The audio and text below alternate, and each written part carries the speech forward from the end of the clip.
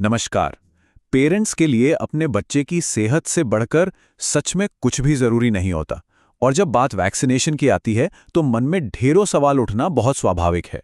तो आज हम इंडियन एकेडमी ऑफ पीडियाट्रिक्स की जो ऑफिशियल सलाह है उसके आधार पर हर सवाल का जवाब ढूंढेंगे ताकि अपने बच्चे के लिए एक सही फैसला लिया जा सके। चलिए शुरुआत इस एक बहुत ही पावरफुल सोच के साथ करते हैं। सोचिए जरा, ये कोई छोटी मोटी बात नहीं है। ये हमें याद दिलाता है कि टीके सिर्फ सुइयां नहीं हैं। ये तो साइंस की उन बड़ी जीतों में से एक हैं जिन्होंने हम इंसानों के इतिहास का रुख ही बदल दिया। तो अगले कुछ मिनटों में हम क्या-क्या जानने वाले हैं। सबसे पहले हम समझेंगे कि टीके आखिर इतने ज़रूरी क्यों हैं। फिर देखेंगे कि भारत में कौन-कौन से विकल्प मौजूद हैं। वैक्सीनेशन वाले दिन की तैयारी कैसे करें, इस पर बात करेंगे। और उन सवालों के जवाब भी ढूंढेंगे जो सबसे ज़्यादा परेशान करते हैं। और आखिर में हम हर डर को तथ्यों से दूर करेंगे। तो चलिए सबसे पहले और सबसे बुनियादी सवाल से शुरू करते हैं। टीके आखिर इतने जरूरी क्यों हैं? इस क्यों को समझना ही कॉन्फिडेंस की तरफ पहला कदम है, क्योंकि ये हमारे बच्चों की सेहत की नींव का सवाल है।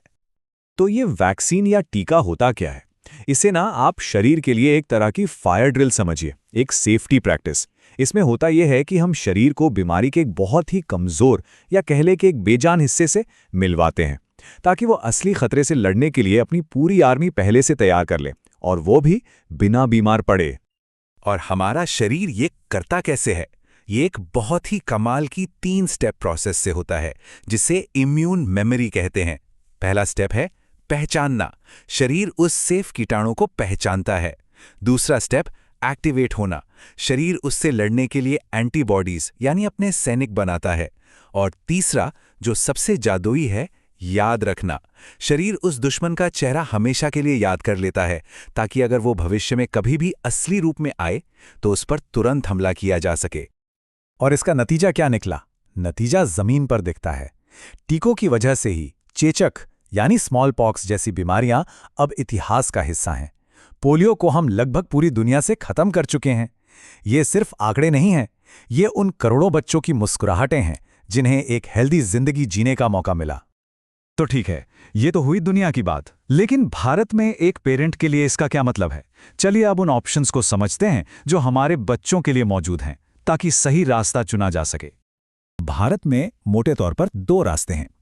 एक है सरकार का नेशनल इम्यूनाइजेशन शेड्यूल यानी NIS, जो बिल्कुल मुफ्त है और इसका मकसद है पूरे देश के बच्चों को जरूरी बीमारियों से बचाना। दूसरा रास्ता है इंडियन एकेडमी ऑफ पीडियाट्रिक्स यानी IAP का शेड्यूल। ये कुछ और जरूरी टीकों की सलाह देता है ताकि आपके बच्चे को सबसे अच्छी पर्सनल प्रोटेक्शन मिल सके। आपका डॉक्टर इन दोनों के बीच सही बैलेंस बनाने में सबसे अच्छी मदद कर सकता है। अच्छा, अब आते हैं प्रैक्टिकल बातों पर।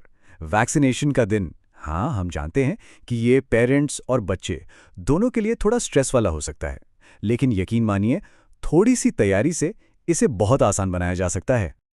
एक डर जो लगभग हर पेरेंट के मन में आता है कि इतने सारे टीके मतलब ढेर सारी सुइयां, क्या मेरे बच्चे को बहुत दर्द होगा? ये चिंता बिल्कुल जायज़ है। तो चलिए देखते हैं कि सच्चाई क्या है। तो अच्छी खबर यह है कि साइंस ने इस चिंता को समझा है।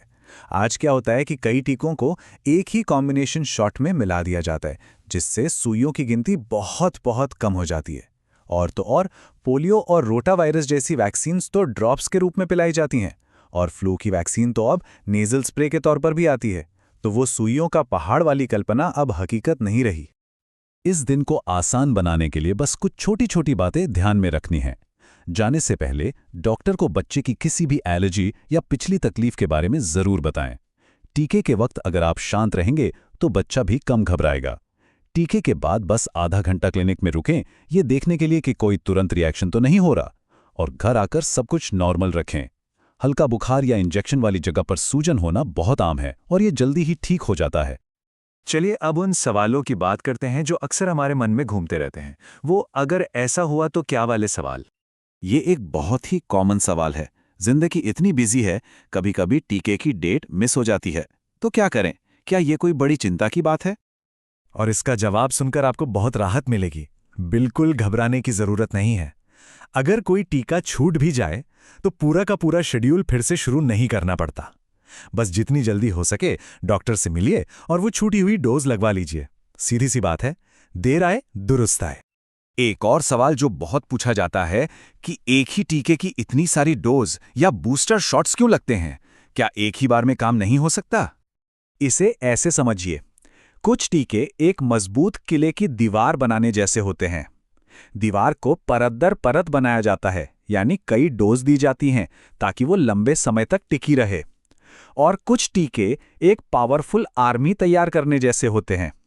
दूसरी डोज ये पक्का करती है कि आर्मी का हर एक सैनिक लड़ाई के लिए पूरी तरह तैयार हो, कोई भी पीछे न छूटे। और अब हम आते हैं सबसे जरूरी हिस्से पर। यहाँ हम तथ्यों की मदद से उन अफवाहों और गलतफहमियों को दूर करेंगे जो अक्सर डराती हैं। ये शायद वैक्सीनेशन से जुड़ा सबसे बड़ा डर है, सबसे बड़ी अफवाह है। बहुत से पेरेंट्स ने खसरे के टीके और ऑटिज्म के बीच किसी कनेक्शन के बारे में सुना है। तो आइए देखते हैं कि साइंस और एक्सपर्ट्स इस बारे में क्या कहते हैं। इस पर इंडियन एकेडमी ऑफ पीडियाट्रिक्स का जवाब बिल्कुल साफ और सीधा है, और इससे हर पेरेंट को सुनना चाहिए। दुनिया भर में हजारों वैज्ञानिक स्टडीज हुई हैं, और उनमें से एक ने भी टीके और ऑटिज्म के बीच कोई कनेक्शन नहीं पाया है। यह सिर्फ एक अफवाह है जिसका कोई वैज्ञानिक आधार नहीं है। ये एक तथ्य है। एक और चिंता जो बहुत आम है, क्या इतने सारे टीके एक बच्चे के छोटे से इम्यून सिस्टम पर बहुत ज्यादा बोझ डाल देते हैं? क्या ये बहुत जल्दी वाली बात है? इसका जवाब सच कहूं तो हैरान कर देने वाला है। एक बच्चे का इम्यून सिस्टम एक सुपर कंप्यूटर की तरह होता है, जो हर दिन, हर पल हजारों नए कीटाणुओं से लड़ता और सीखता है। सारे टीकों के कीटाणुओं को मिला भी दें तो भी वो उस सुपर कंप्यूटर की कैपेसिटी का एक बहुत ही छोटा, ना के बराबर हिस्सा है। असलियत तो यह है कि एक मामूली सर्दी जुकाम का वायरस भी बच्चे के सिस्टम पर सारे टीकों से कहीं ज्यादा बोझ डालता है। तो आखिर में यह सवाल सिर्फ एक बच्चे की सुरक्षा का नहीं है। जब कोई अपने बच्चे को टीका लगवाता है तो वो सिर्फ उसे नहीं बचाता, वो उन बच्चों को भी बचाता है जो किसी बीमारी की वजह से टीका नहीं लगवा सकते। वो पूरे समाज को, पूरी कम्युनिटी को बचाता है। ये एक पर्सनल फैसला है जिसका असर हम सब पर पड़ता है, और ये हमारी आने वाली पीढ़ियों के लिए एक सेहतमंद भविष्य का सबसे कीमती तोहफा है।